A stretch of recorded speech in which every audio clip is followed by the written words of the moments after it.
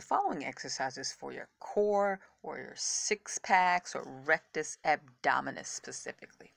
You're going to start off lying on your back, feet flat on the floor. You can place your arms, hands to the side of your head or straight out towards the ceiling like I like to do.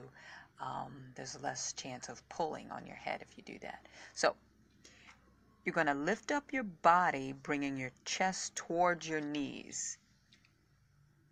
Follow the fingertips towards the ceiling like I'm doing here. Try to keep your feet as flat as you can.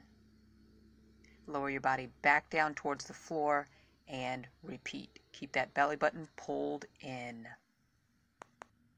Thanks so much for watching. Please like, share, and subscribe for more exercises.